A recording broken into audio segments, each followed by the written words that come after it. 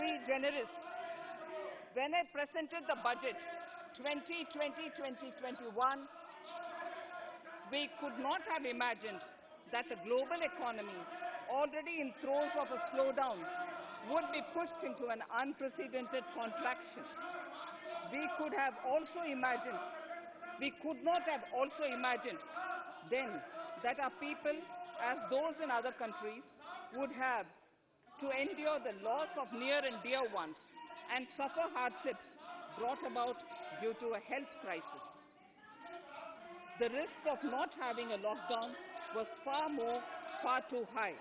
Within 48 hours of declaring a 3-week-long complete lockdown, the Prime Minister announced the Pradhan Mantri Garib Kalyan Yojana, valued at 2.76 lakh crores, that provided free food grain to 800 million people, free cooking gas for 80 million families for months, and cash directly to over 400 million farmers, women, elderly, the poor, and the needy.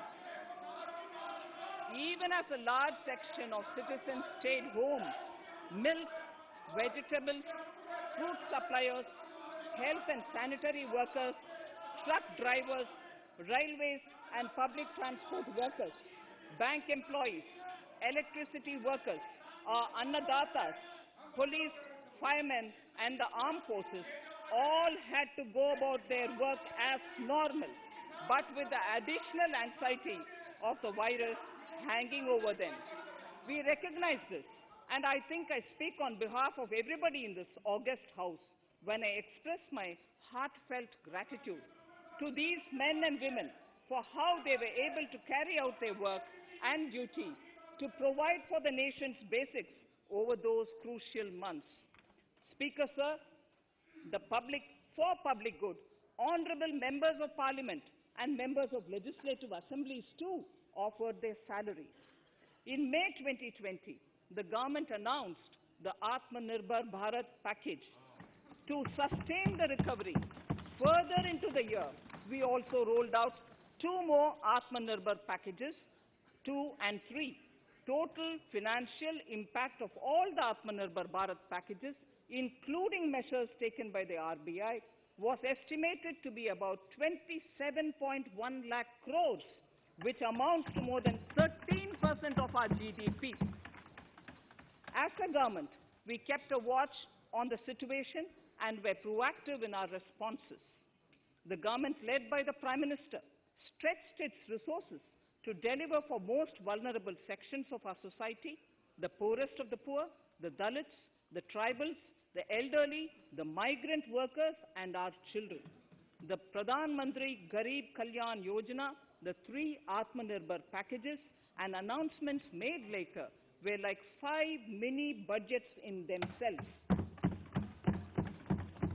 The Atmanirbhar packages accelerated our pace of structural reforms, redefinition of MSMEs, commercialization of the mining sector, agriculture and labor reforms, privatization of public sector undertakings, One Nation, One Ration Card, production-linked incentive schemes are some of the notable reforms carried out during this period.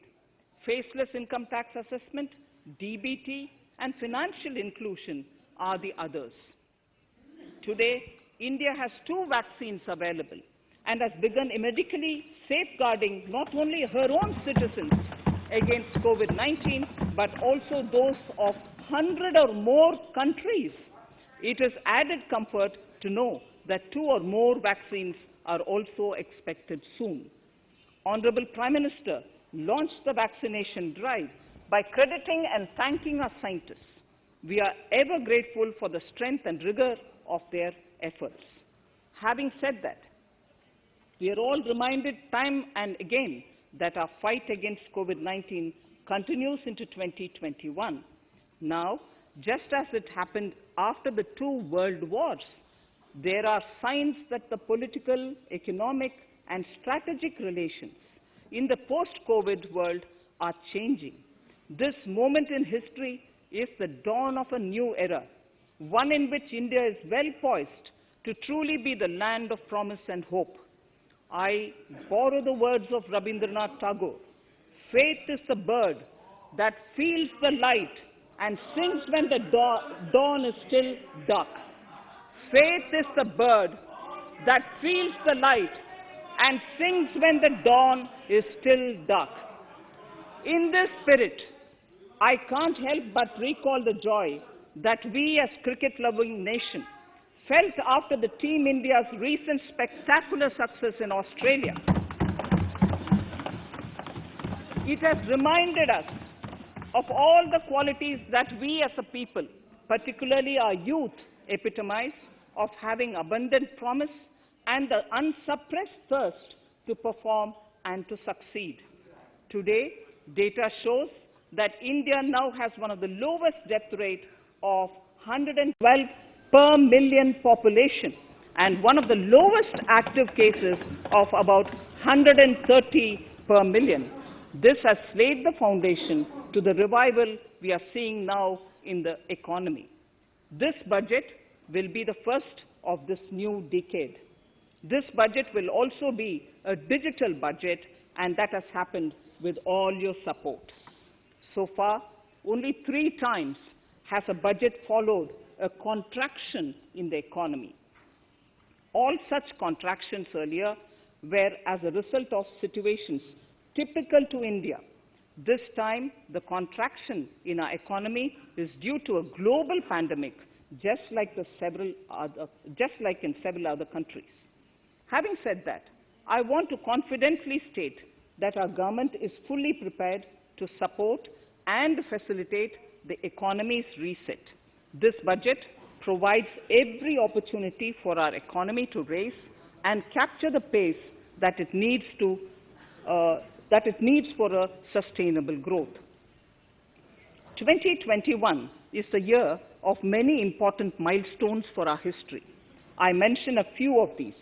It is the 75th year of independence, 60 years of Goa's accession to India, 50 years of the 1971 India-Pakistan War. It will be the year of the 8th census of independent India. It will also be India's turn at the BRICS presidency, the year for our Chandrayaan-3 mission, and the Haridwar Mahakumbh.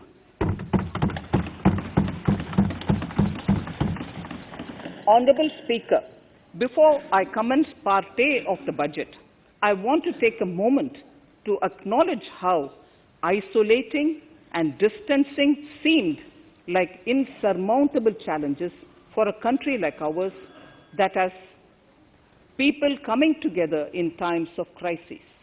It hurts us in many ways. It hurt us in many ways. I bow my head in respect to every citizen for the endurance shown in facing what was an undeniably a tough year for all our physical and mental well-being. Part A. In Part A, I wish to lay a vision for Atmanirbhar Bharat.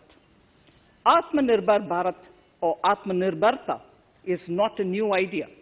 Ancient India was largely self-reliant and equally a business epicenter of the world.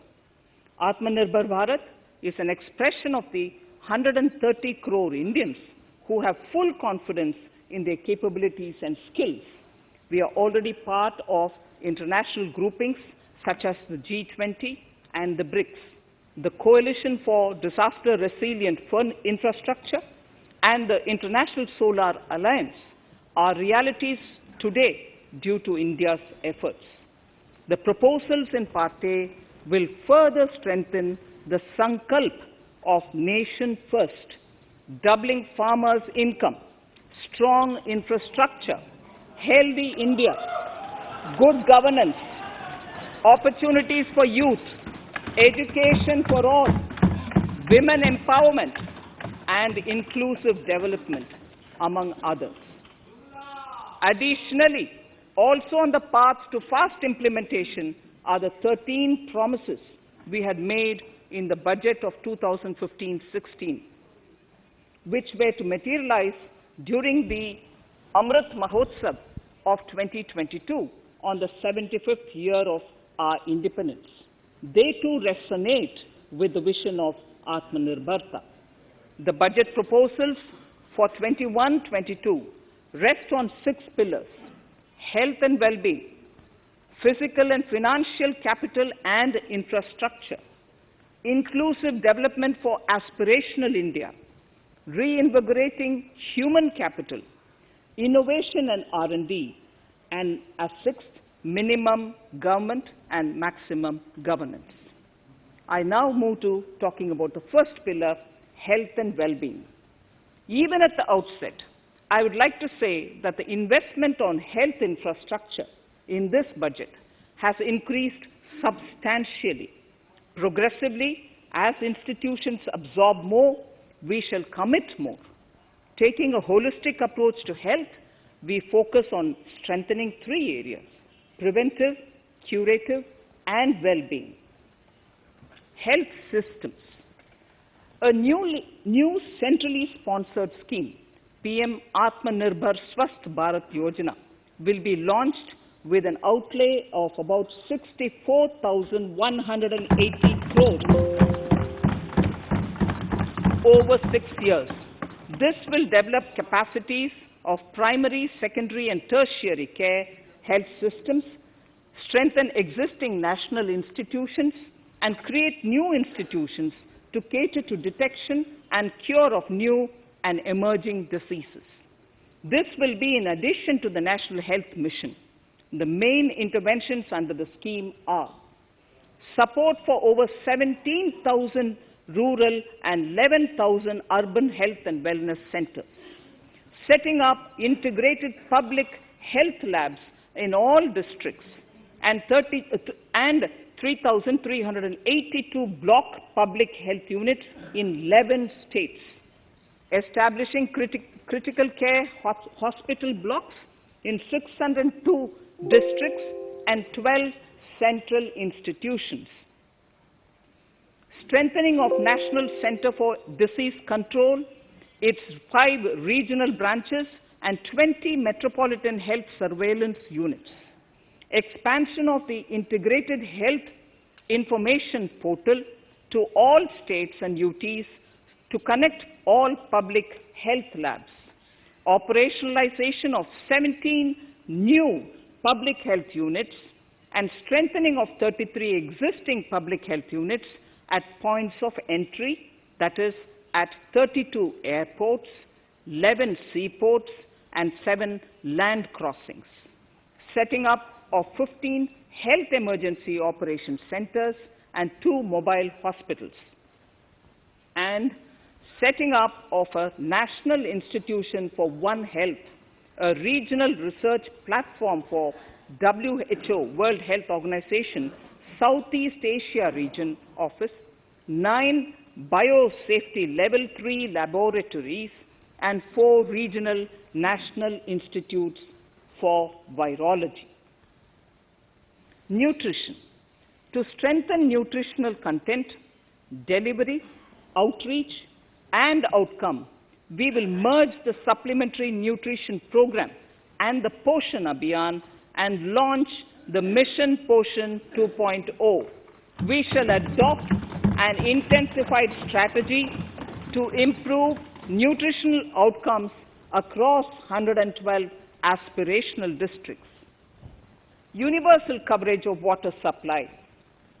The World Health Organization has repeatedly stressed the importance of clean water, sanitation, and clean environment as a prerequisite to achieving universal health. The Jal Jeevan Mission Urban will be launched. It aims at universal water supply in all 4,378 urban local bodies with 2.86 crores household tap connections, as well as liquid waste management in 500 Amrit cities. It will be implemented over 5 years with an outlay of 2,87,000 crores.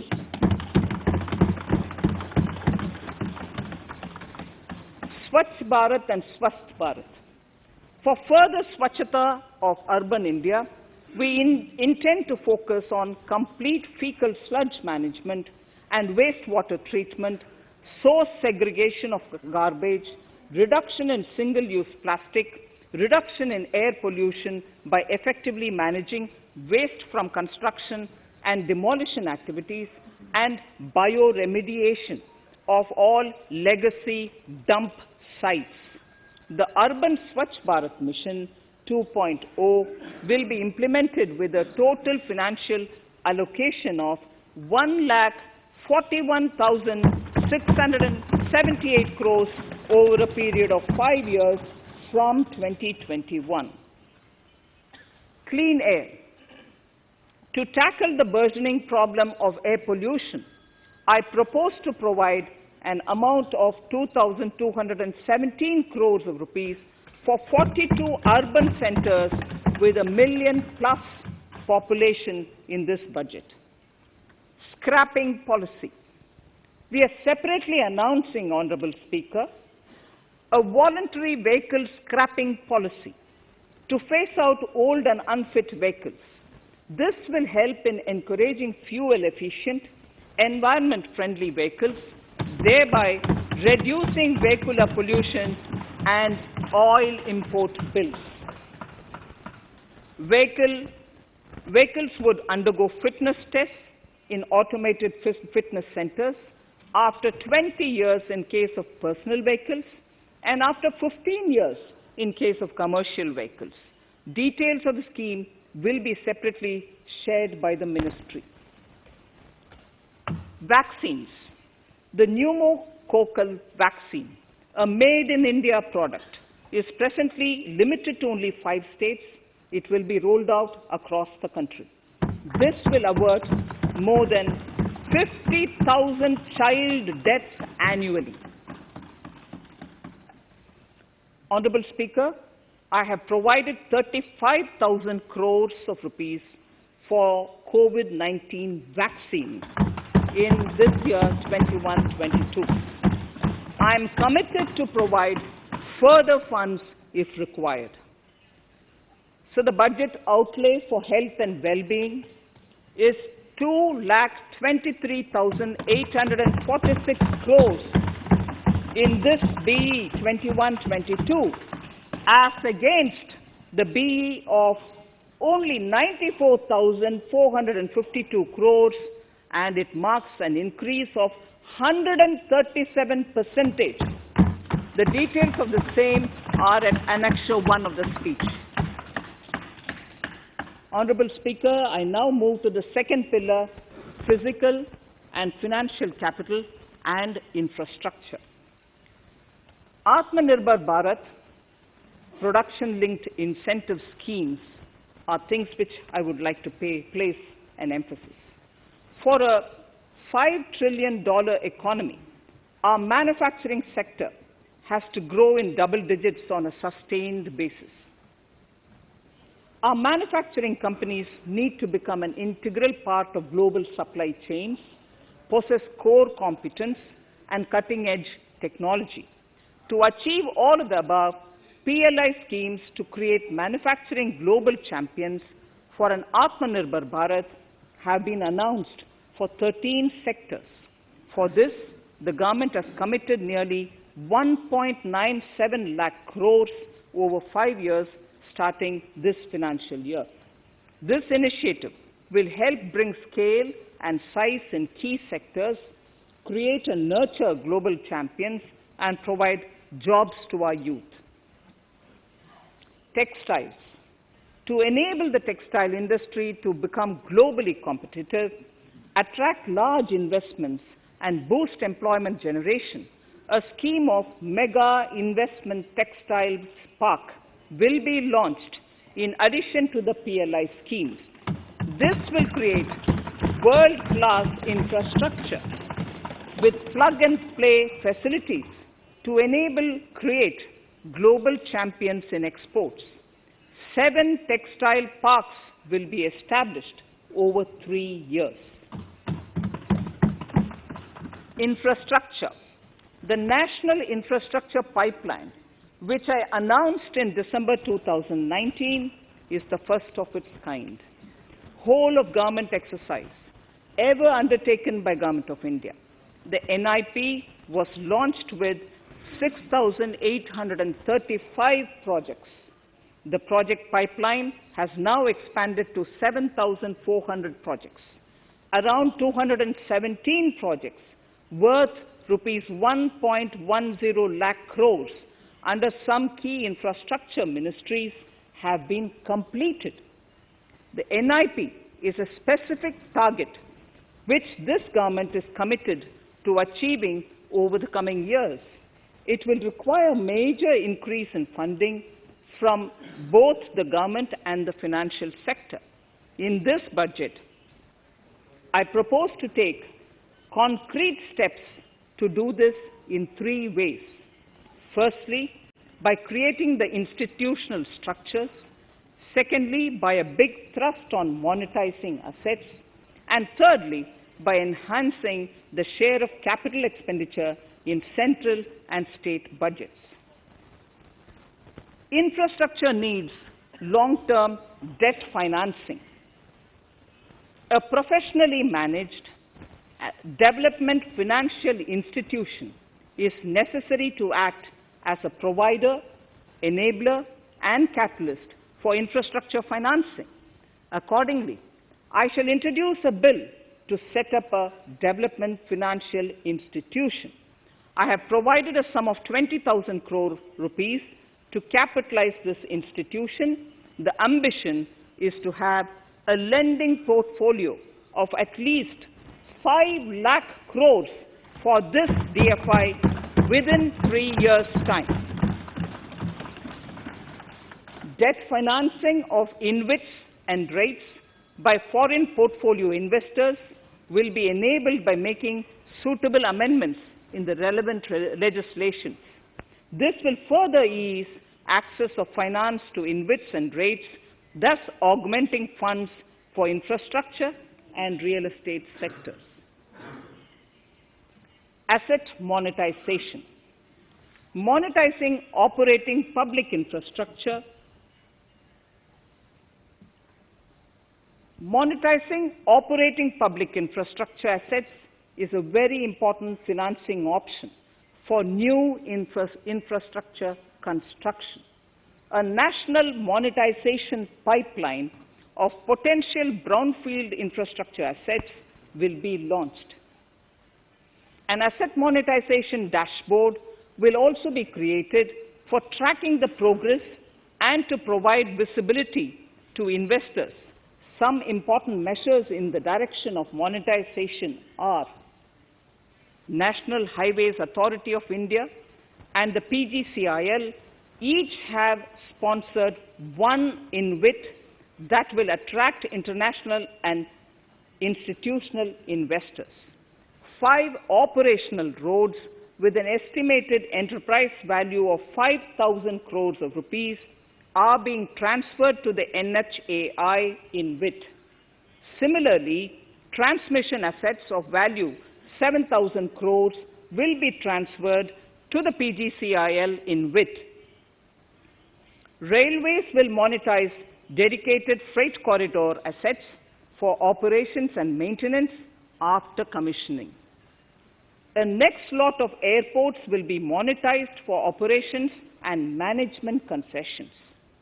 Other core infrastructure assets that will be rolled out under the asset monetization programs are NHAI operational toll roads, 2 transmission assets of PGCL, 3 oil and gas pipelines of GAIL, Gas Authority of India Limited, IOCL and HPCL, Airports Authority of India airports in Tier 2 and 3 cities, other railway infrastructure assets, warehousing assets of CPSE, such as the Central Warehousing Corporation and NAFED, among others, and sports stadiums.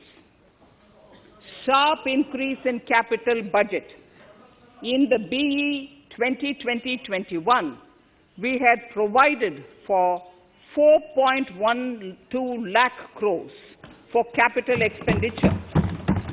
It was our effort that in spite of resource crunch, we should spend more on capital, and we are likely to end this year at around 4.39 lakh crores, which I have provided in the RE of 2020-2021. For 21-22, I propose a sharp increase in capital expenditure and thus have provided 5.54 lakh crores, which is 34.5% more than the BE of 2020-2021.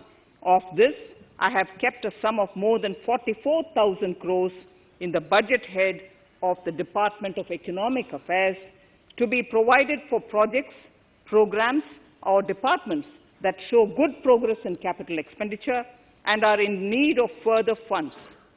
Over and above this expenditure, we would also be providing more than 2 lakh crores to states and autonomous bodies for their capital expenditure. We will also work out specific mechanisms to nudge states to spend more of their budget on creation of infrastructure.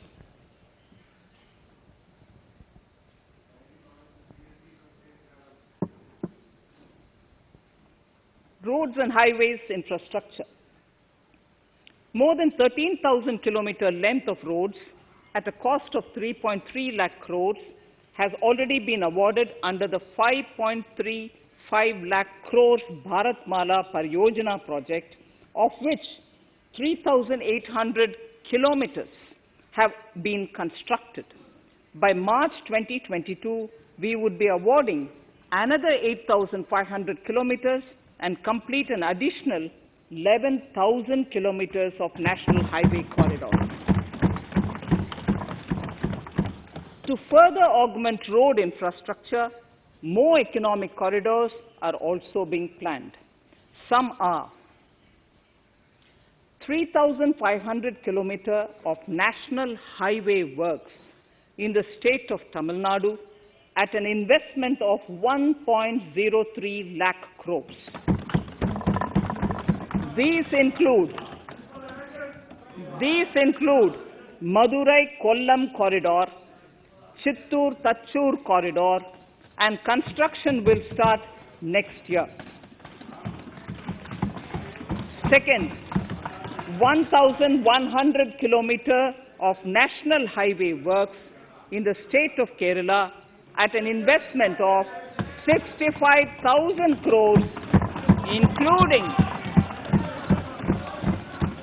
including 600 kilometer section of Mumbai-Kanyakumari corridor in Kerala. Third, 675 kilometers of highway works in the state of West Bengal at a cost of 25,000 crores, including upgradation of existing road Kolkata-Siliguri.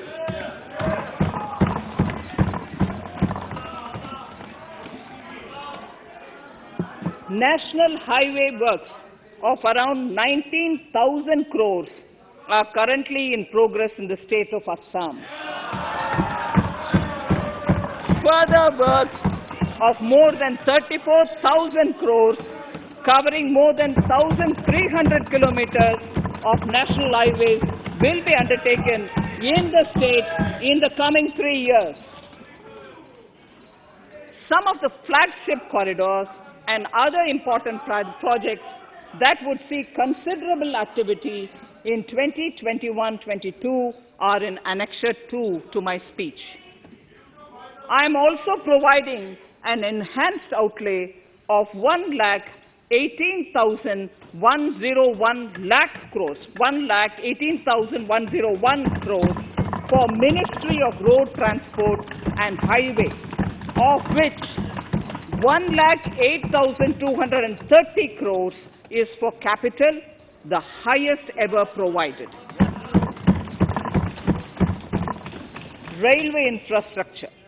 Honorable Speaker, sir, Indian Railways have prepared a National Rail Plan for India 2030. The plan is to create a future-ready railway system by 2030. Bringing down the logistic costs for an industry is at the core of our strategy to enable Make in India. It is expected that Western Dedicated Freight Corridor and Eastern Dedicated Freight Corridor will be commissioned by June 2022. The following additional initiatives are also proposed. The Sonnagar-Gomo sections, 263 kilometers of Eastern Dedicated Freight Corridor, will be taken up in PPP mode in this year itself. Gomo-Dankuni section of 274.3 kilometers will be also taken up shortly in short succession. We will undertake future dedicated freight corridor projects, namely East Coast Corridor from Kharagpur to Vijayawada, East-West Corridor from Bhusaval to Kharagpur to Dankuni, and North-South Corridor from Itarsi to Vijayawada. Detailed project reports will be undertaken in the first phase. Broad gauge route kilometers, RKM as I referred to, electrified is expected to reach 46,000 kilometers, 46,000 RKM. That is 72% by end of 2021 from 41,548 RKMs on 1st October 2020. 100% electrification of broad gauge routes will be completed by December 2023. For passenger convenience and safety, the following measures are being proposed. We will introduce the aesthetically designed Vista Dome LHB coach on tourist routes to give better travel experience to passengers. The safety measures undertaken in the past few years have borne results. To further strengthen this effort, high-density network and highly utilized network routes of Indian Railways will be provided with an indigenously developed automatic train protection system that eliminates train collision due to human error.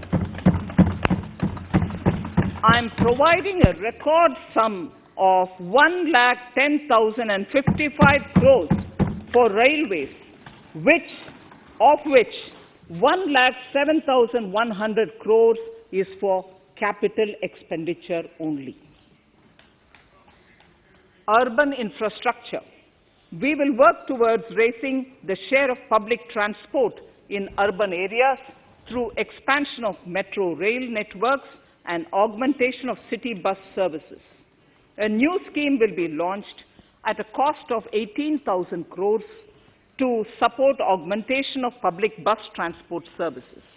The scheme will facilitate deployment of innovative PPP models to enable private sector players to finance, to acquire, to operate, and to maintain over 20,000 buses. The scheme will boost the automobile sector, provide fillip to economic growth, create employment opportunities for our youth, and enhance ease of mobility for urban residents. A total of 702 kilometers of conventional metro is operational, and another 1,016 kilometers of metro and RRTS is under construction in 27 cities. Two new technologies, that is Metro Lite and Metro Neo, will be deployed to provide metro rail systems at much lesser cost with same experience, convenience, and safety in Tier 2 cities and peripheral areas of Tier 1 cities also. Central counterpart funding will be provided to Kochi Metro Railway Phase 2 of 11.5 kilometer at a cost of 1,957.05 crores. Chennai Metro Railway Phase 2 of 118.9 kilometers at a cost of 63,246 crores. Bengaluru Metro Railway Project Phase 2A and 2B of 58.19 kilometers at a cost of 14,788 crores. Nagpur Metro Rail Project Phase 2 and Nashik Metro at a cost of 5,976 crores and 2,092 crores respectively. Power infrastructure.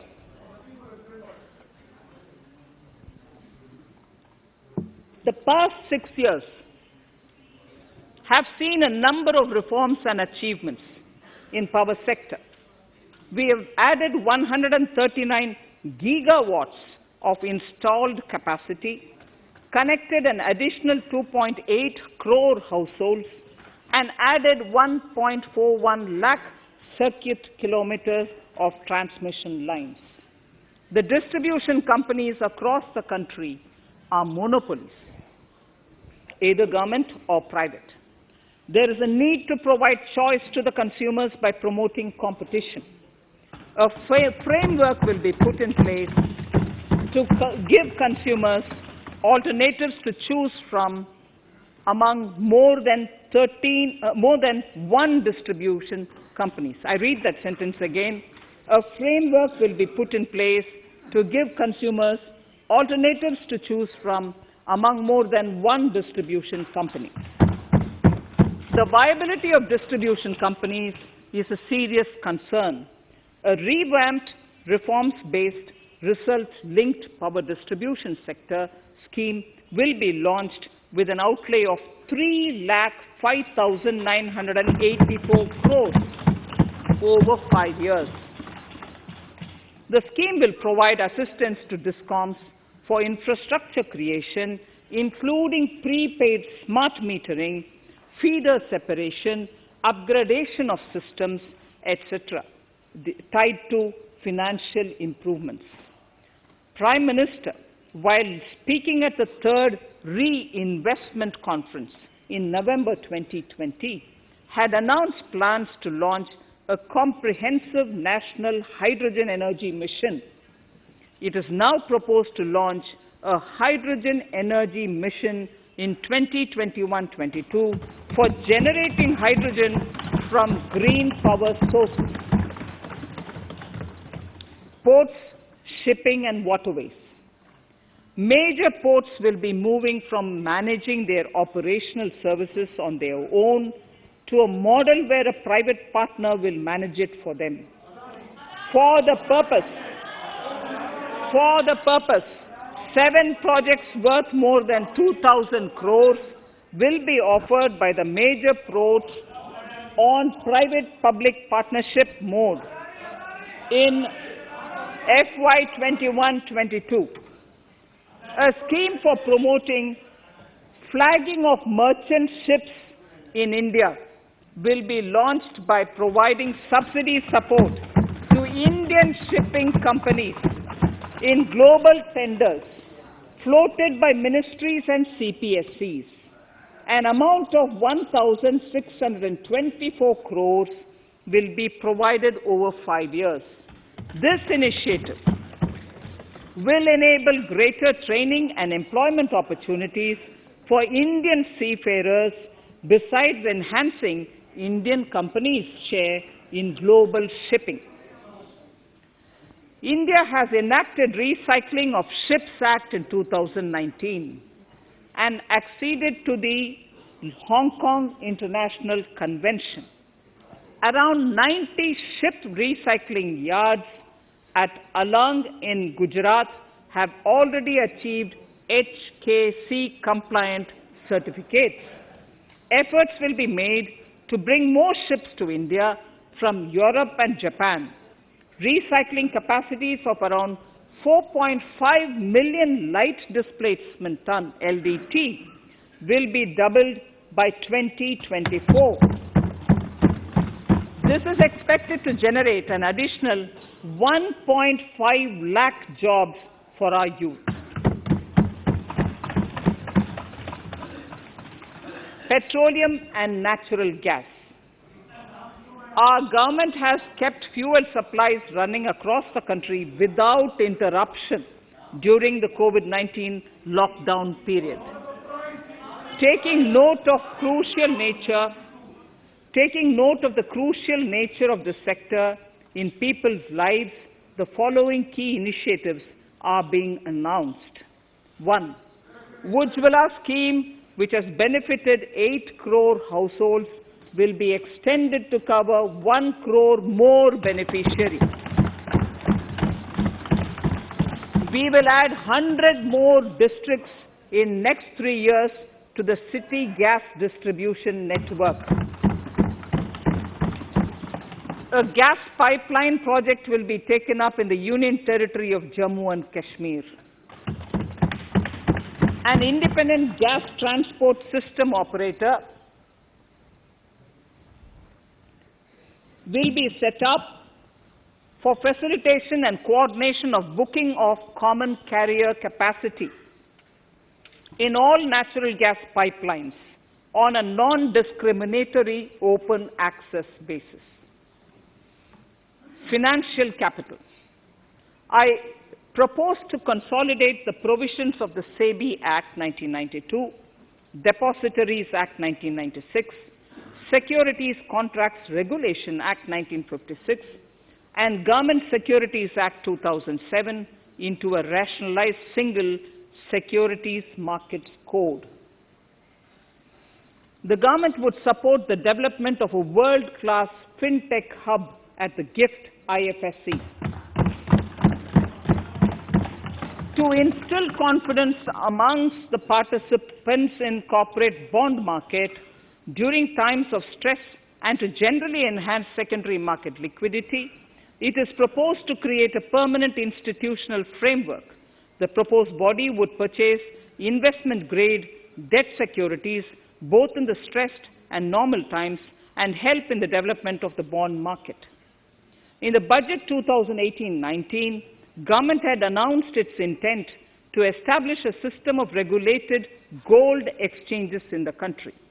For the purpose, SEBI will be notified as the regulator, and Warehousing Development and Regulatory Authority will be strengthened to set up a commodity market ecosystem arrangement, including vaulting, assaying, logistics, etc., in addition to warehousing. Towards investor protection, I propose to introduce an investor charter as a right of all financial investors across all financial products. To give a further boost to the non-conventional energy sector, I propose to provide additional capital infusion of 1,000 crores to Solar Energy Corporation of India and 1,500 crores to Indian Renewable Energy Development Agency.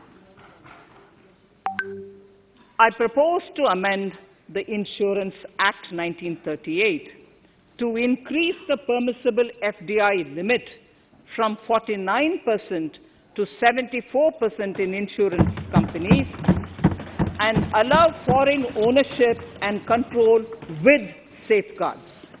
Under the new structure, the majority of directors on the board and key management persons would be resident Indians, with at least 50% of directors being independent directors and specified percentage of profits being retained as general reserve.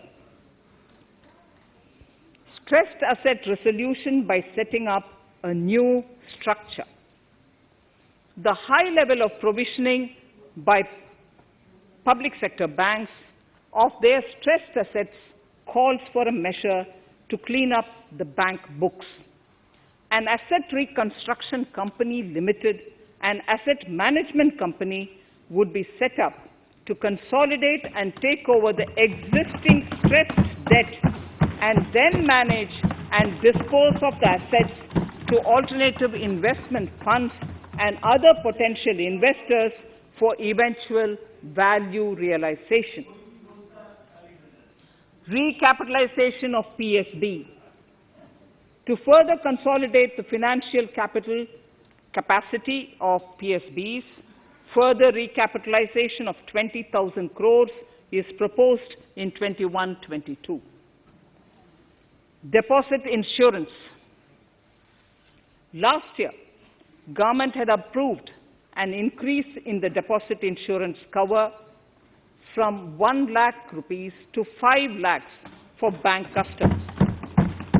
I shall be moving amendments to DICGC Act 1961 in this session itself to streamline the provision so that if a bank is temporarily unable to fulfill its obligations, the depositors of such bank can get easy and time-bound access to their deposits to the extent of the deposit insurance cover.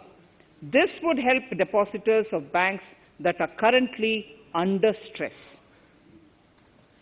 To improve credit discipline, while continuing to protect the interests of small borrowers, for NBFCs with minimum asset size of 100 crores, the minimum loan size eligible for debt recovery under the Securitization and Reconstruction of Financial Assets and Enforcement of Security Interests, SARFAESI Act 2002, it is proposed to be reduced from the existing level of 50 lakhs to 20 lakhs. Company matters. The decriminalization of the procedural and technical compoundable offences under Companies Act 2013 is now complete. I now propose to take up decriminalization of the Limited Liability Partnerships Act 2008. Honourable Speaker, I propose to revise the definition under the Companies Act 2013 for small companies by increasing the threshold for paid-up capital from not exceeding 50 lakh to not exceeding 2 crores and turnover from not exceeding 2 crores to not exceeding 20 crores. This will benefit more than 2 lakh companies in easing their compliance requirements. As a further measure which directly benefits startups and innovators, I propose to incentivize the incorporation of one-person companies by allowing one-person companies to grow without any restriction on paid-up capital and turnover, allowing their conversion into any other type of company at any time, reducing the residency limit for an Indian citizen to set up an one-person company from 182 days to 120 days, and allow also non-resident Indians to incorporate OPCs in India. This will be a big boost for startups. To ensure faster resolution of cases, the NCLT framework will be strengthened, e-court system shall be implemented, and alternate methods of debt resolution and special framework for MSMEs shall be introduced. During the coming fiscal, we will be launching data analytics, artificial intelligence, machine learning-driven MCA 2.1 version to MCA 21 version 3.0. MCA 21 version 3.0. This version 3.0 will have additional modules for e-scrutiny, e-adjudication, e-consultation, and compliance management. Disinvestment and strategic sale. In spite of COVID-19, we have kept working towards strategic disinvestment. A number of transactions, namely BPCL, Air India, Shipping Corporation of India, Container Corporation of India, IDBI Bank, Bharat Earth Movers Limited, Pavan Hans, Neelachal Ispat Nigam Limited, among others, would be completed in 21-22.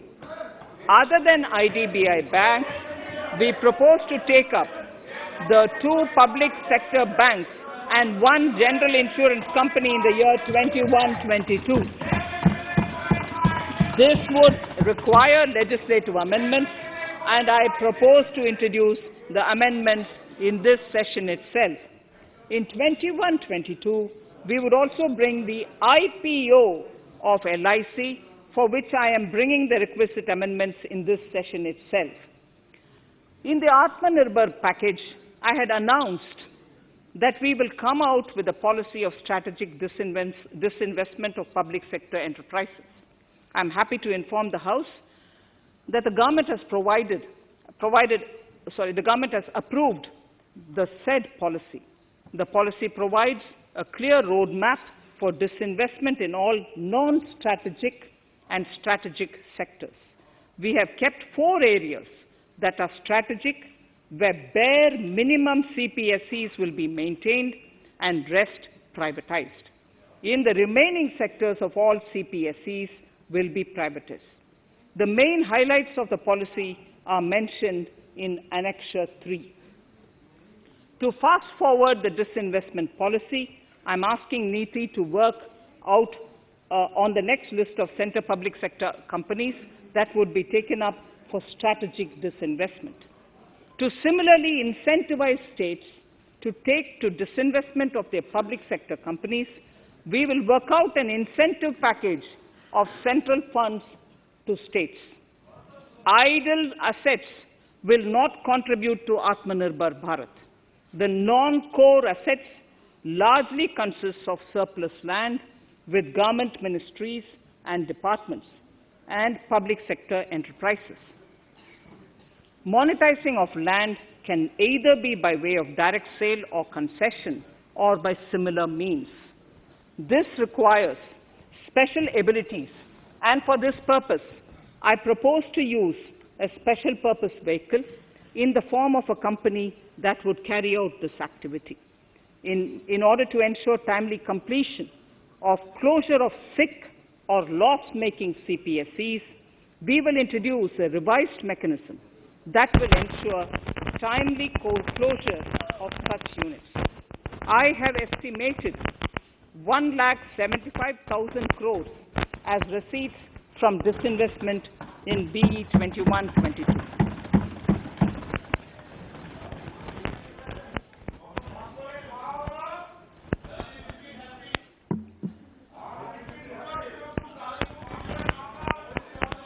Government financial reforms. Under the Treasury Single Account, the TSA system, autonomous bodies directly draw funds from the government's account at the time of actual expenditure, saving interest costs. We will extend the TSA system for universal application from 21-22. On the recommendation of the 15th Finance Commission, we have undertaken a detailed exercise to rationalize and bring down the number of centrally sponsored schemes. This will enable consolidation of outlays for better impact. The government is committed to the development of multi-state cooperatives and will provide all support to them. To further streamline the ease of doing business for cooperatives, I propose to set up a separate administrative structure for them. So the third pillar of Atmanirbhar Bharat, inclusive development for aspirational India. Honorable Speaker, sir, under this pillar, I will cover agriculture and allied sectors, farmers' welfare and rural India, migrant workers and labor, and financial inclusion. Agriculture. Our government is committed to the welfare of farmers. The MSP regime has undergone a sea change to assure price that is at least 1.5 times the cost of production across all commodities.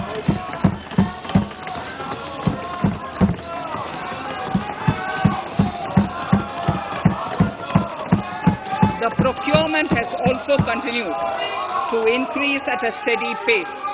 This has resulted in increase in payment to farmers substantially. In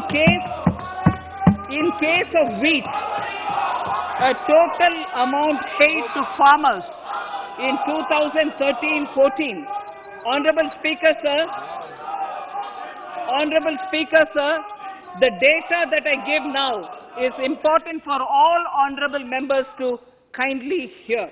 In case of wheat, the total amount paid to farmers in 2013-14 was 33,874 crores. In 2019-20, it was 62,802 crores.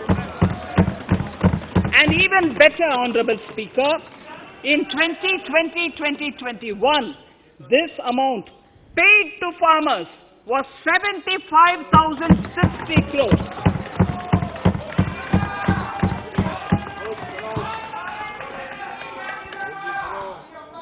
Honorable Speaker, again an important fact, the number of wheat growing farmers that were benefited increased in 2020-21 to 43.36 lakhs compared to 35.57 lakhs in 2019-20. That much of an increase within 1 year. For paddy, again an important data. For paddy, the amount paid in 2013-14 was 63,928 crores. In 2019-20, this increased to 1,41,930 crores. Even better, in 2020-2021, this is further, in 2020-21, this is further estimated, and I'm saying this is further estimated because the procurement is ongoing, and therefore I can't give you the final figure. This is further estimated to increase to 1,72,752 crores. The number of farmers benefited increased from 1.24 crores in 2019-20 to 1.54 crores in 2020-21. In the same way, Honorable Speaker, sir, in the case of pulses, the amount paid in 2013-14 was 236 crores. In 2019-20, this was increased to 8,285 crores. Now in 2021, it is at 10,530 crores. More than 40 times increase from 2013-14. The receipts to cotton farmers have seen a stupendous increase from 90 crores in 2013-14 to 25,974 crores I'm giving you data as of 27th January 2021. This is bound to increase. From 90 crores for cotton farmers in 2013-14 to 25,974 crores in 2021. All the details in complete narration is available in Annexure 4 to my speech. Early this year, Honorable Prime Minister had launched the Swamitwa scheme. Under this, a record of rights is being given to property owners in villages. Up till now, about 1.80 lakh property owners in 1,241 villages have been provided cards. I propose during 21-22 to extend this to cover all states and union territories. To provide adequate credit to our farmers, I have enhanced the agricultural credit target to 16.5 lakh crores in this year. We will focus on ensuring increased credit flow to animal husbandry, Pashupalan, dairy, and to Matsyakar, to the fisheries. We are enhancing the allocation to the Rural Infrastructure Development Fund from 30,000 crores to 40,000 crores. The Micro Irrigation Fund, with a corpus of 5,000 crores, has been created under NABARD. I propose to double it by augmenting it by another 5,000 crores. To boost value addition in agriculture and allied products and their exports, the scope of Operation Green Scheme, that is presently applicable to only tomatoes, onions, and potatoes, will be enlarged to include 22 perishable crops. Around 1.68 lakh crore farmers, around 1.68 crore farmers are registered, and 1.14 lakh crores of rupees trade value has been carried out through e-NAMs, the National Agricultural Market. Keeping in view the transparency and the competitiveness that e-NAM has brought into the agricultural market, 1,000 more mandis will be integrated with e-NAM. Honorable Speaker, sir, with all this, the Agricultural Infrastructure Fund would be made available to the APMCs for augmenting their infrastructure facilities.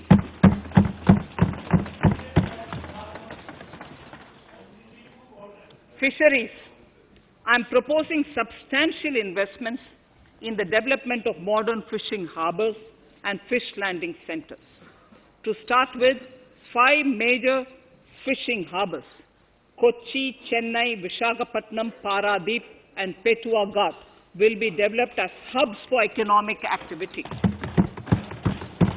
We will also develop inland fishing harbors and fish landing centers along the banks of rivers and waterways. Seaweed farming is an emerging sector with potential to transform the lives of coastal communities. It will provide large-scale employment and additional incomes. To promote seaweed farming and cultivation, I propose a multi-purpose seaweed park to be established in Tamil Nadu. Migrant workers and laborers. We have launched the One Nation, One Ration Card scheme, through which beneficiaries can claim their rations anywhere in the country. Migrant workers in particular benefit from the scheme. Those staying away from their families can partially claim their ration where they are stationed, while their family in their native places can claim the rest. I am happy to inform you that One Nation, One Ration Card plan is under implementation by 32 states and union territories, reaching about 69 crore beneficiaries. That's a total of 86% beneficiaries covered. The remaining 4 states and UTs will be integrated in the next few months. To further extend our efforts towards the unorganized labor force, migrant workers in particular, I propose to launch a portal that will collect relevant information on gig workers, building and construction workers, among others. This will help formulate health, housing, skill, insurance credit, and food schemes for all migrant workers. We will conclude a process that began 20 years ago with the implementation of the 4 labor codes. For the first time globally, social security benefits will be extended to gig and platform workers.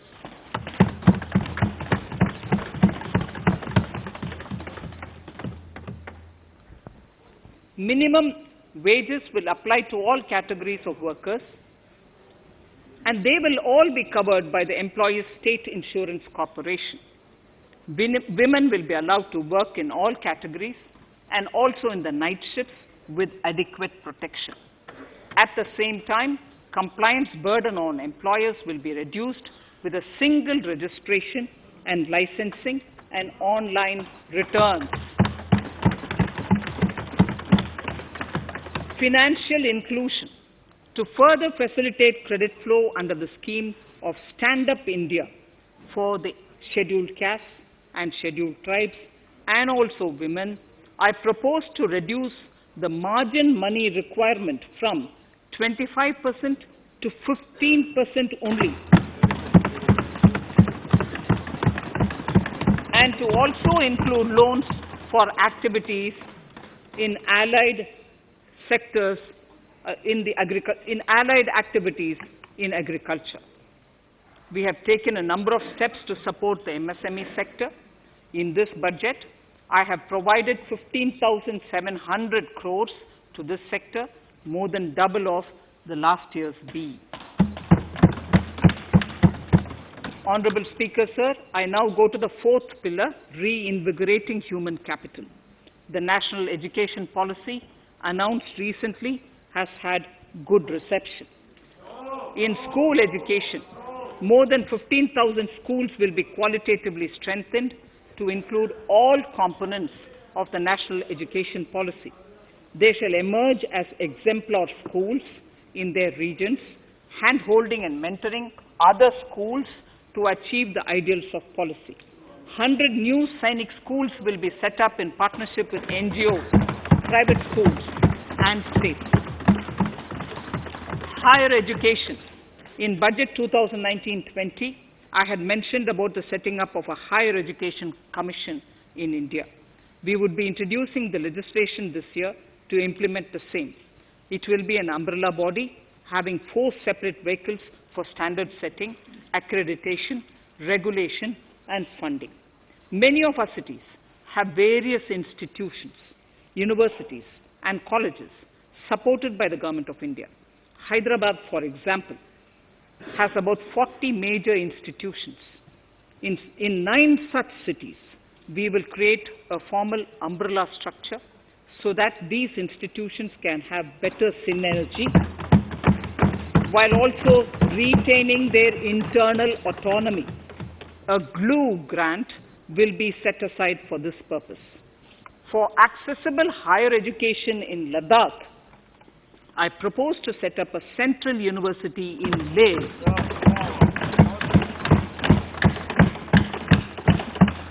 The other important projects to be taken up as a part of the NEP are listed in Annexure 5.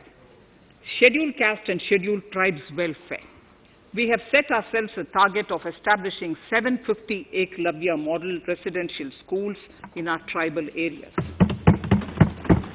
I propose to increase the unit cost of each such school from 20 crores, which is what it is now, to 38 crores, and for hilly and difficult areas to 48 crores.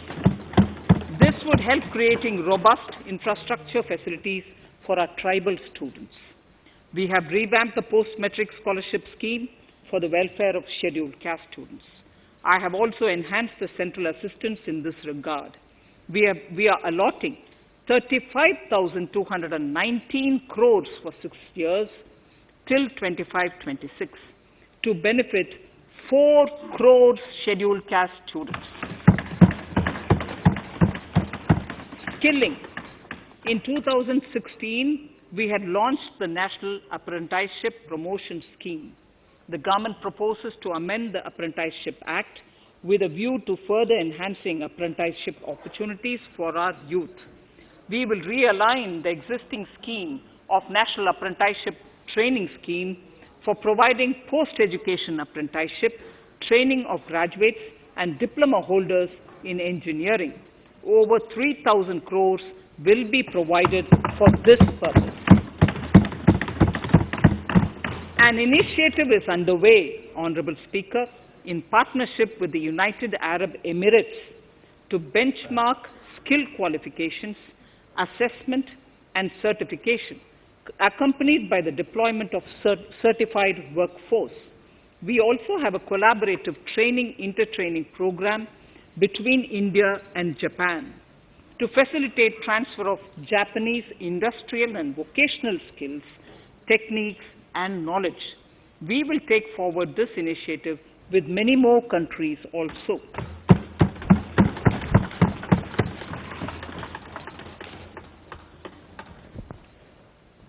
Innovation and R&D. In my budget speech of 2019, I had announced the National Research Foundation. We have now worked out the modalities, and the NRF outlay will be of 50,000 crores over 5 years. It will ensure that the overall research ecosystem in the country is strengthened with focus on identified national priority thrust areas. There has been a manifold increase in digital payments in the recent past. To give a further boost to digital transactions, I earmarked 1,500 crores for a proposed scheme that will provide financial incentive to promote digital mode of payment. We will undertake a new initiative, National Language Translation Mission. This will enable the wealth of governance and policy-related knowledge on the internet being made available in major Indian languages.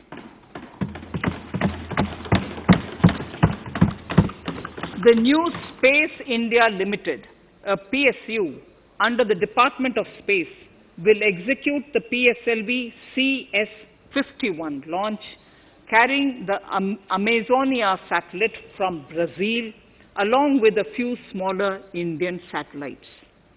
As part of the Gaganyaan mission activities, 4 Indian astronauts are being trained on generic spaceflight aspects in Russia. The first unmanned launch is slated for December 2021. Our oceans are a storehouse of living and non-living resources. To better understand this realm, we will launch a deep ocean mission with a budget outlay of more than 4,000 crores over 5 years. This mission will cover deep ocean survey exploration and projects for the conservation of deep sea biodiversity.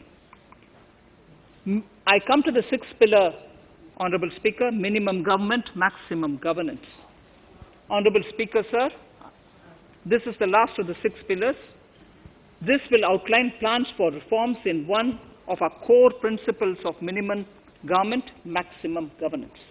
We have taken a number of steps to bring reforms in tribunals in the last few years for speedy delivery of justice.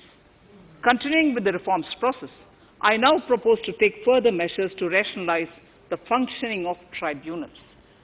We have introduced the National Commission for Allied Healthcare Professionals Bill in Parliament. National Commission for Allied Healthcare Professionals Bill in the Parliament, with a view to ensure transparent and efficient regulation of 56 allied healthcare professionals. Additionally, to bring about transparency, efficiency, and governance reforms in the nursing profession, the National Nursing and Midwifery Commission Bill will be introduced by the government for passing. To have ease of doing business for those who deal with government or CPSEs and carry out contracts, I propose to set up a conciliation mechanism and mandate its use for quick resolution of contractual disputes. This will instill confidence in private investors and contractors. Honorable Speaker, sir, the forthcoming census could be the first digital census in the history of India.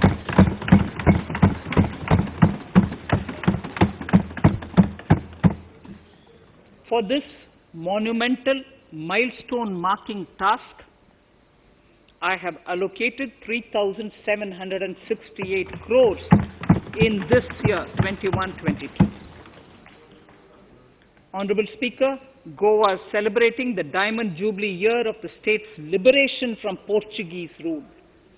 From the Government of India's side, I propose to grant 300 crores to the Government of Goa for the celebration. I propose to provide 1,000 crores for the welfare of tea workers, especially women and children in Assam and West Bengal. A special scheme will be devised for the same.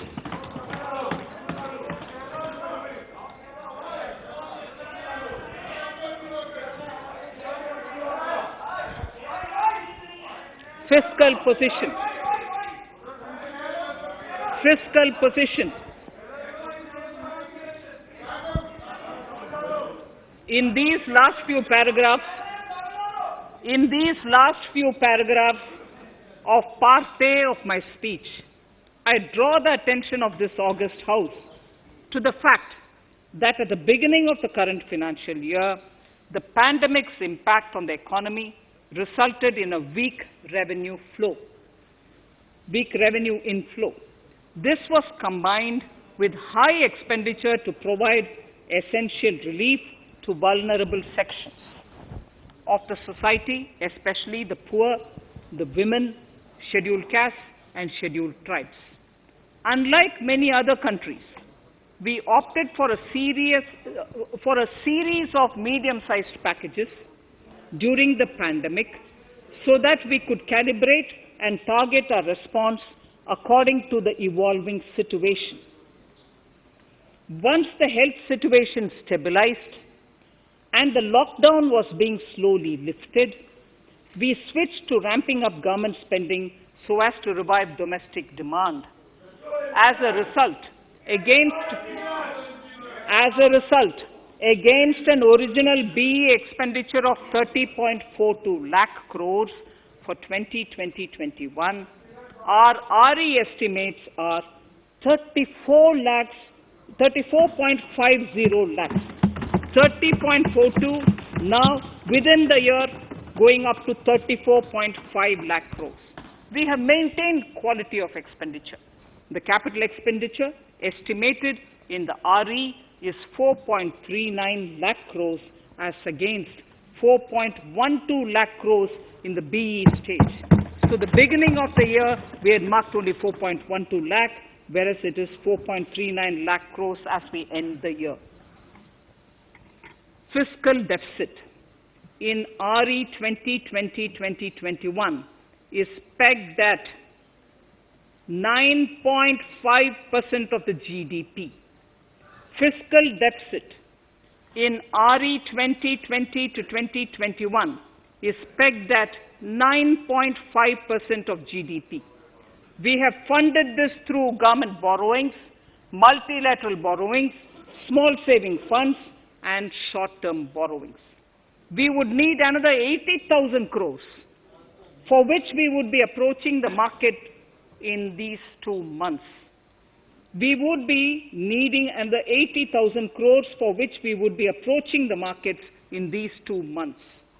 To ensure that the economy is given the required push, our BE estimates for expenditure in 21-22 are 34.83 lakh crores. This includes 5.54 lakh crores as capital expenditure, an increase of 34.5% over the BE figure of 2020-2021. The fiscal deficit in BE 21-22 is estimated to be 6.8% of the GDP. The gross borrowing from the market for the next year would be around 12 lakh crores. We plan to continue with our path of fiscal consolidation and intend to reach the fiscal deficit level below 4.5% of the GDP by 2025-2026, with a fairly steady decline over the period. We hope to achieve the consolidation by first increasing the buoyancy of tax revenue through improved compliance, and secondly, by increased receipts from monetization of assets, including public sector enterprises and land. The Contingency Fund of India is being proposed to be augmented. The Contingency Fund of India is being proposed to be augmented from 500 crores to 30,000 crores through finance bill. In accordance with the views of the 15th Finance Commission, we are allowing a normal ceiling of net borrowing for the states at 4% of GSDP for the year 21-22. A portion of this ceiling will be earmarked to be spent on incremental capital expenditure. Additional borrowing ceiling of 0.5% of the GSDP will also be provided subject to conditions. States will be expected to reach a fiscal deficit of 3% of GSDP by 2023-24 as recommended by the 15th Finance Commission. In the July 2019-20 budget, I introduced the Statement 27 on extra budgetary resources. It disclosed the borrowings of the government agencies that went towards funding Government of India schemes and whose repayment burden was on the government. In my 2020-21 budget, I enhanced the scope and coverage of that statement by including the loans provided by government to the FCI, the Food Corporation of India.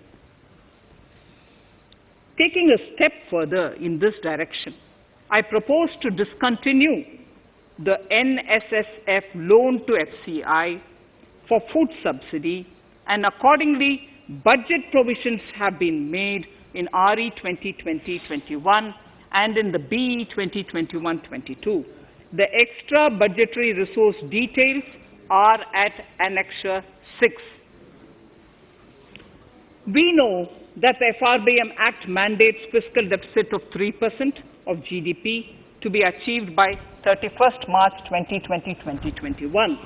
The effect of this year's unforeseen and unprecedented circumstances has necessitated the submission of a deviation statement under Sections 4 of Subclause 5 and Section 7, Subclause 3b of the FRBM Act, which I am laying on the table of the House as part of the FRBM documents. Towards achieving central government fiscal deficit along the broad path that I have already indicated, I will be introducing an amendment to the FRBM Act. Honorable Speaker, on the 9th of December 2020, the 15th Finance Commission submitted its final report covering the period 2021 to 2026 to the Rashtrapati Ji.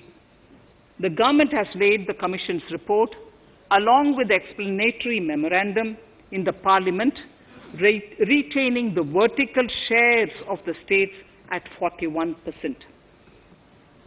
We recognize our commitment to fiscal federalism and propose, therefore, to adhere to this recommendation.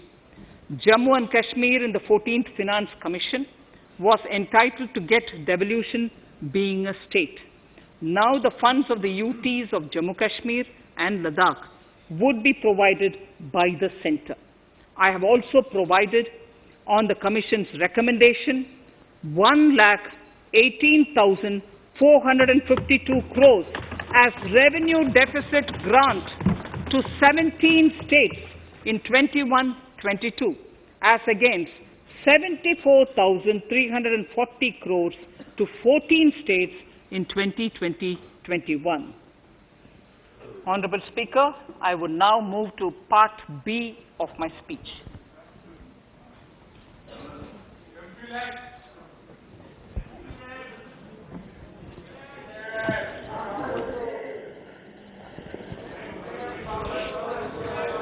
Honorable Speaker, the world is facing a serious challenge of the pandemic and its aftershock. In these trying times, when many economies are struggling to revive, our people and our industry have exhibited remarkable resilience. As I mentioned already, post-pandemic, a new world order seems to be emerging, one in which Asia is poised to occupy a prominent position, and India will have a leading role therein. In this scenario, our tax system has to be transparent, efficient, and should promote investments and employment in our country. At the same time, it should put minimum burden on our taxpayers. I borrow the words of Thiruvalluvar, the saint. Yetralum, Eatalum, Kathalum, Katha Vaguthalum, Nalla Valladarasu. A king or a ruler is the one who creates and acquires wealth, protects and distributes it for common good. Tirukkural. Direct tax proposals.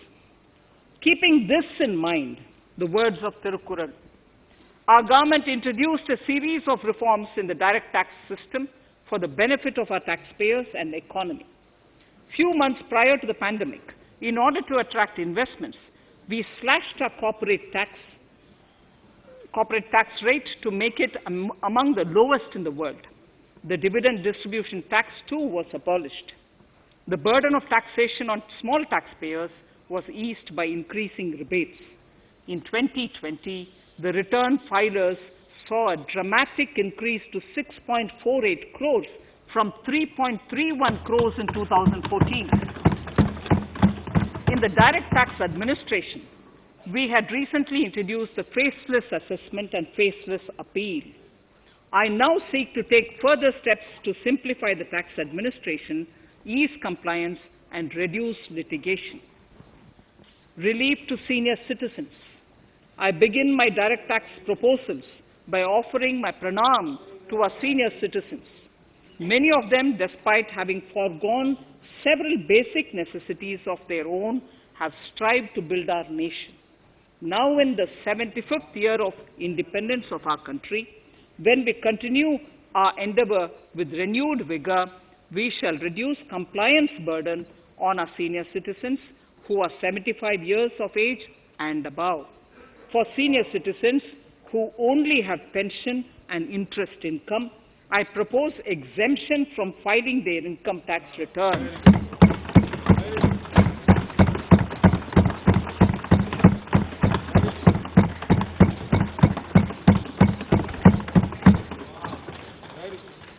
The paying bank will deduct the necessary tax on their income.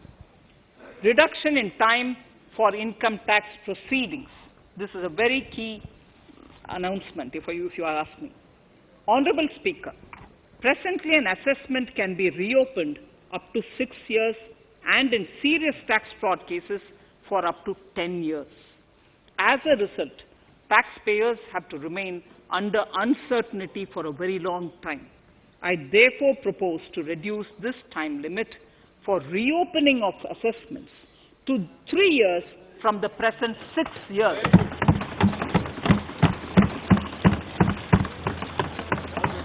In serious tax evasion cases too, only where there is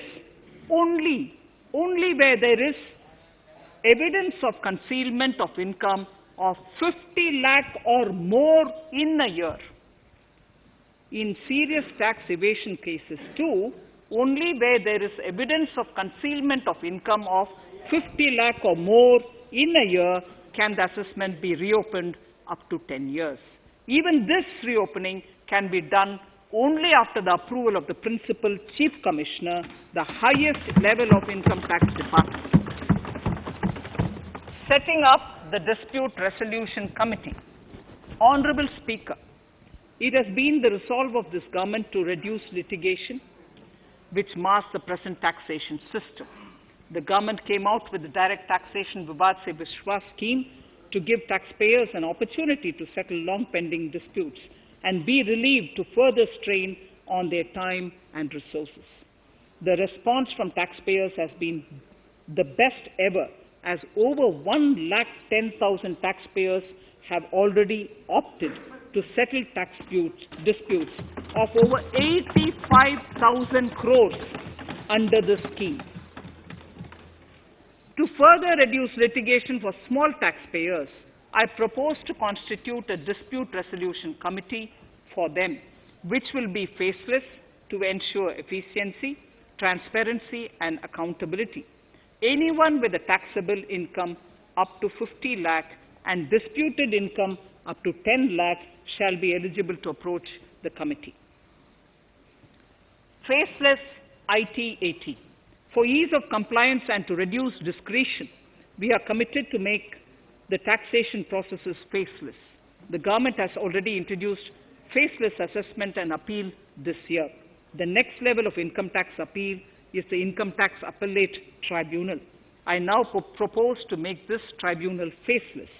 We shall establish a national faceless Income Tax Appellate Tribunal Center.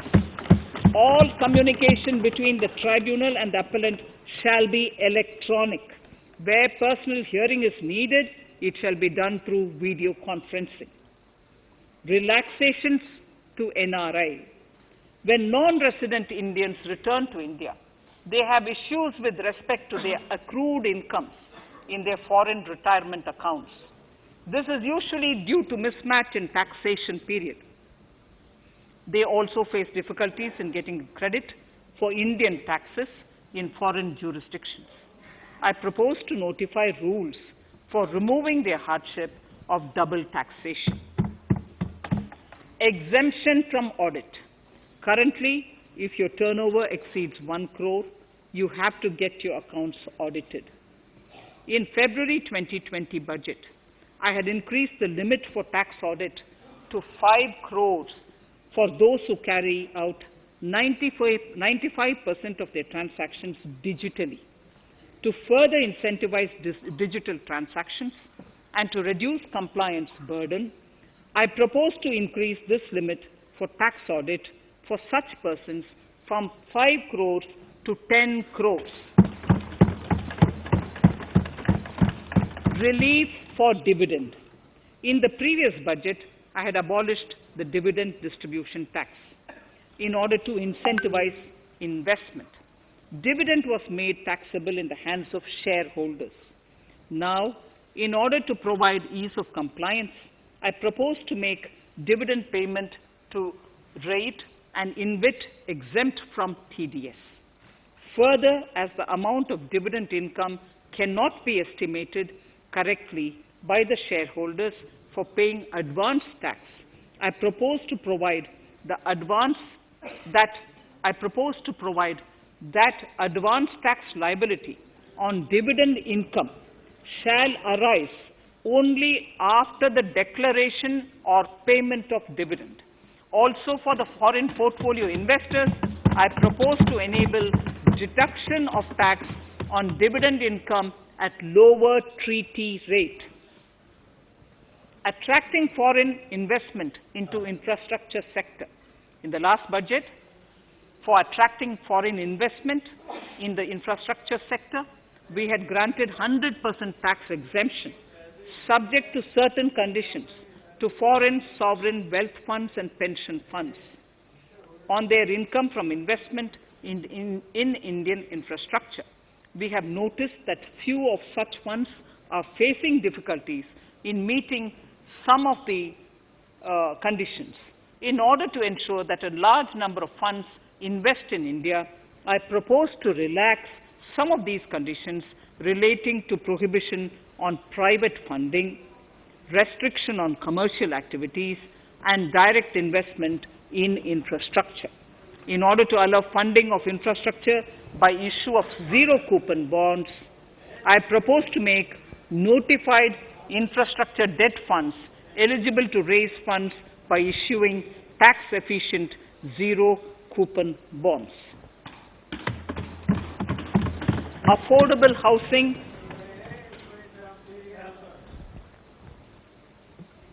Affordable housing and rental housing. This government sees housing for all and affordable housing as priority areas. In July 2019 budget, I provided an additional deduction of interest amounting to 1.5 lakh for loan taken to purchase an affordable house. I propose to extend the eligibility of this condition by 1 more year to 31st March 2022. The additional deduction of 1.5 lakh shall therefore be available for loans taken up to 31st March 2022 for the purchase of affordable houses. Further, to keep up the supply of affordable houses, I propose that the affordable housing projects can avail a tax holiday for one more year till 31st March 2022. These are available now for projects also. We are committed to promote supply of affordable rental housing for migrant workers. For this, I propose to allow tax exemption for notified affordable rental housing projects. Tax incentives to IFSC. As I mentioned in Part A of this speech, the government is committed to making the International Financial Services Center in GIFT City a global financial hub. In addition to the tax incentives already provided, I propose to include, among others, tax holiday for capital gains for aircraft leasing companies, tax exemption for aircraft lease rentals paid to foreign lessors, tax incentive for relocating foreign funds in the IFSC, and to allow tax exemption to the investment division of foreign banks located in the IFSC. Pre-filling of returns. Honorable Speaker, in order to ease compliance for the taxpayer, details of salary income, tax payments, TDS, etc., already come pre-filled in income tax returns. To further ease filing of returns, details of capital gains from listed securities, dividend income, and interest from banks, post office, etc., will also be now pre-filled. Relief to small trusts. We hope to reduce compliance burden on small charitable trusts running educational institutions and hospitals.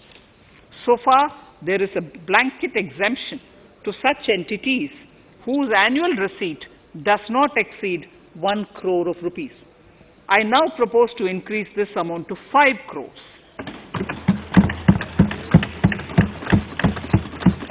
Labor welfare. We have noticed that some employers deduct the contribution of employees toward provident funds, superannuation funds, and other social security funds, but do not deposit these contributions within the specified time. For these employees, this means a loss of interest or income. In cases where an employer later becomes financially unviable, non-deposit results in a permanent loss for the employees. In order to ensure that employees' contributions are deposited on time, I reiterate that the late deposit of employees' contribution by the employer will not be allowed as deduction to the employer.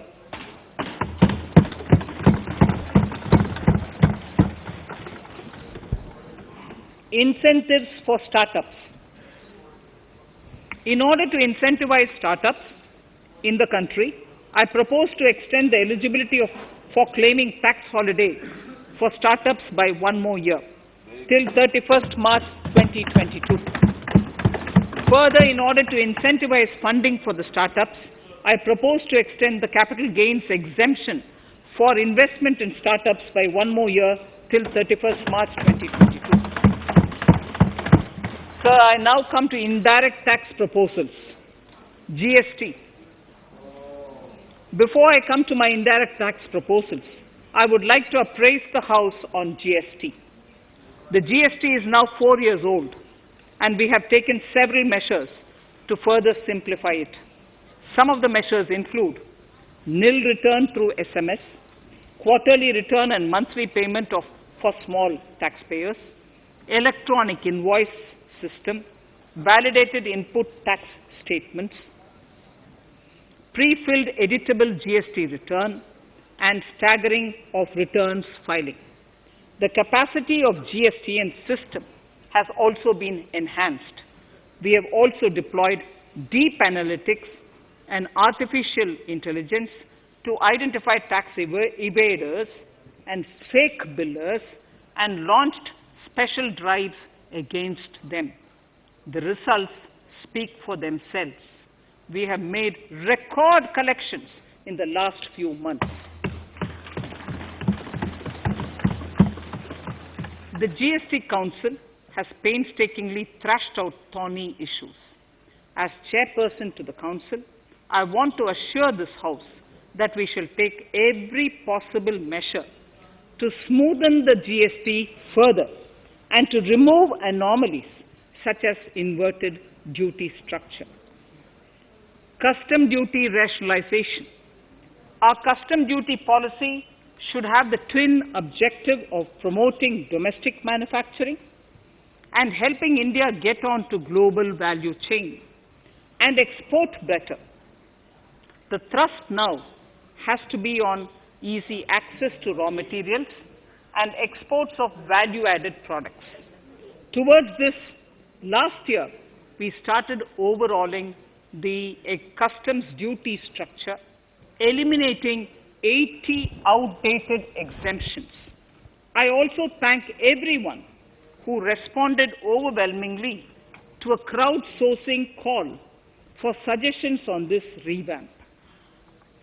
I now propose to review more than 400 old exemptions this year. I repeat, I now propose to review more than 400 old exemptions this year. We will conduct this through extensive consultations, and from 1st October 2021, we will put in place a revised customs duty structure free of distortions. I also propose that any new customs duty exemptions, therefore, henceforth will have validity up to 31st March, following 2 years from the date of the issue. Electronic and mobile phone industry. Domestic electronic manufacturing has grown rapidly. We are now exporting items like mobiles and chargers. For greater domestic value addition, we are withdrawing a few exemptions on part of chargers and sub-parts of mobiles. Further, some parts of mobiles will move from nil rate to a moderate 2.5%. Iron and steel. MSMEs and other user industries have been severely hit by a recent sharp rise in iron and steel prices. Therefore, we are reducing customs duty uniformly to 7.5% on semis, flats, and long products of non-alloy, alloy, and stainless steels. To provide relief to metal recyclers, mostly MSMEs, I am exempting duty on steel scrap for a period up to 31st March 2022. Further, I am also revoking ADD and CVD on certain steel products. Also, to provide relief to copper recyclers, I am reducing duty on copper scrap from 5% to 2.5%. Textiles. The textile sector generates employment and contributes significantly to the economy. There is a need to rationalize duties on raw material inputs to man-made textiles. We are now bringing nylon chain on par with polyester and other man-made fibers. We are uniformly reducing the BCD rates on caprolactam, nylon chips, nylon fiber, and yarn to 5%. This will help the textile industry, MSMEs, and also overall exports. Chemicals. We have calibrated customs duty rates on chemicals to encourage domestic value addition and to remove inversions. Apart from other items, we are reducing customs duty on naphtha to 2.5% to correct inversion. Gold and silver presently attract a basic customs duty of 12.5%. Since the duty was raised from 10% in July 19, prices of precious metals have risen sharply.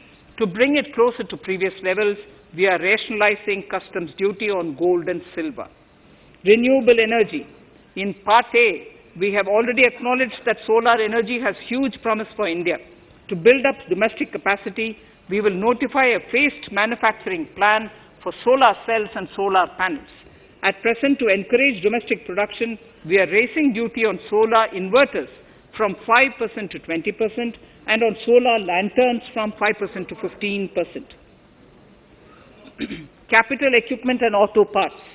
There is immense potential in manufacturing heavy capital equipment domestically. We will comprehensively review the rate structure in due course. However, we are revising duty rates on certain items immediately. We propose to withdraw exemptions on tunnel boring machine. It will attract a customs duty of 7.5% and its parts a duty of 2.5%. We are raising customs duty on certain auto parts to 15% to bring them on par with general rate on auto parts. MSME products. We are proposing certain changes to benefit MSMEs. We are increasing duty from 10 to 15% on steel screws and plastic builder wares. On prawn feed, we increase it from 5 to 15%. We are rationalizing exemption on import of duty-free items as an incentive to exporters of garments, leather and handicraft items. Almost all of these items are made domestically by our MSMEs. We are withdrawing exemption on imports of certain kinds of leathers as they are domestically produced in good quantity and quality, mostly by MSMEs. We are also raising customs duty on finished synthetic gemstones to encourage domestic processing. Agriculture products to benefit farmers. We are raising customs duty on cotton from nil to 10%, on raw silk and silk yarn from 10 to 15%. We are also withdrawing end-use-based concession on denatured ethyl alcohol. Currently, rates are being uniformly calibrated to 15% on items like maize, bran, rice bran, oil cake, and animal feed additives. There is an immediate need to improve agricultural infrastructure so that we produce more while also conserving and processing agricultural output efficiently. This will ensure enhanced remuneration for our farmers. To earmark resources for this purpose, I propose an agricultural infrastructure and development cess on a small number of items. However, while applying this cess, we have taken care not to put additional burden on consumers on most items. Rationalization of procedures and easing of compliance. For a judicious application, we propose certain changes in the provisioning related to ADD, anti-dumping duty, and CVD, countervailing duty levies. To complete customs investigation, we are prescribing definite timelines. In 2020, we rolled out the Turant Customs Initiative, which brought in faceless, paperless, and contactless customs measures. With effect from September 2020, we have implemented a new procedure for administration of rules of origin. This has helped in putting a check on misuse of FTAs. The specific details of direct and indirect tax changes proposed are listed in the annexure to my speech. Honorable Speaker, sir, with these words, I commend the budget to this august House. Thank you.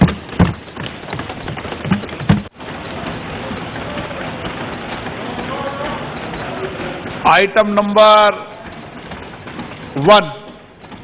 Manya Mantri ji, item number 1. Sorry, I don't have it with me. Sir, I wish to place on table the 15th Finance Commission report. Jammu and Kashmir in the 14th Finance Commission covering the period was entitled to get devolution to 2026 being a state. to the Rashtrapati. Now the funds of the UTs the government of Jammu has Kashmir laid the Commission's and report Ladakh along with provided explanatory by the memorandum centre. in the I have Parliament also provided on the retaining the Commission's vertical recommendation share